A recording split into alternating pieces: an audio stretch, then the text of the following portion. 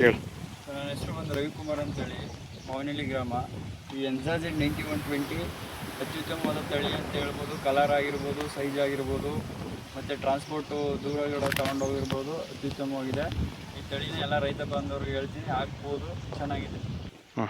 ಈ NZ 9120 ಜೊತೆ ಬೇರೆ ಒಂದು ಕಂಪ್ನಿ ಸಸಿನೂ ಹಾಕಿದ್ದೆ, ಅದು ಚೆನ್ನಾಗಿ ಬರಲಿಲ್ಲ. ಇದು ತುಂಬ ಚೆನ್ನಾಗಿ ಬಂದೈತೆ. ನಾನು ವೇರಿಯೇಷನ್ ನೋಡ್ಕೊಂಡು ಡಿಫ್ರೆನ್ಸ್ ಹೇಗಿರುತ್ತೆ ಅಂತ ನೋಡ್ಕೊಂಡು ಅಂದ್ಬಿಟ್ಟು ಮಾಡಿದ್ದೆ. ಇದು ತುಂಬ ಚೆನ್ನಾಗಿದೆ. ಇದಕ್ಕೆ ಜಾಸ್ತಿ ನ್ಯೂಟ್ರಿಯೆಂಟ್ ಕಂಟೆಂಟು ಬೇಕಾಗಿಲ್ಲ, ಬರೀ ಫಾಸ್ಫರಸ್ ಪೊಟಾಸ್ ಅಂಶ ಇದ್ದರೆ ಮಾತ್ರ ಚೆನ್ನಾಗಿ ಬೆಳಿಬೋದು ಅಂತ ಹೇಳ್ಬೋದು. ನಾವು 3,500 ಸಸಿ ಹಾಕಿದ್ವಿ. ಈ ಒಂದು 700 ಬಾಕ್ಸ್ ಬಂದಿದೆ. ಆ ರೇಟ್ ವೇರಿಯೇಷನಿಂದ ಒಂದು ಸ್ವಲ್ಪ ಮೇಂಟೆನೆನ್ಸ್ ಕಡಿಮೆ ಮಾಡಿದೆ. ತುಂಬ ಚೆನ್ನಾಗಿ ಮೇಂಟೆನೆನ್ಸ್ ಮಾಡಿದ್ರೆ ಇನ್ನೂ ಅತ್ಯುತ್ತಮವಾದ ಇಳುವರಿನ ಪಡಿಬೋದು ಅಂತ ಹೇಳ್ತೀವಿ.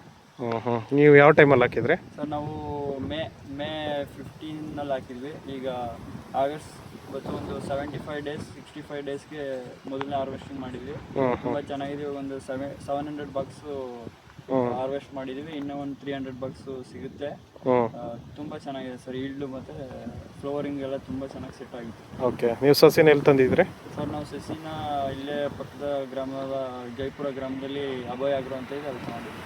ಓಕೆ, ನೀವು ಎಲ್ಲರಿಗೂ ಈ ತಳಿ ಬಗ್ಗೆ ಹೇಳ್ಬೋದಾ? ಈ ತಳಿ ಬಗ್ಗೆ ತುಂಬ ಚೆನ್ನಾಗಿದೆ. ನಾನೊಬ್ಬ ರೈತನಾಗಿ, ಅದು ಎಜುಕೇಟೆಡ್ ರೈತನಾಗಿ ತುಂಬ ಚೆನ್ನಾಗಿದೆ, ಮಾಡ್ಬೋದು. ಕಡಿಮೆ ಕಾಸ್ಟಲ್ಲೇ ಮೇಂಟೆನೆನ್ಸ್ ಮಾಡ್ಬೋದು. ಓಕೆ, ತುಂಬ ಧನ್ಯವಾದಗಳು. Thank you sir.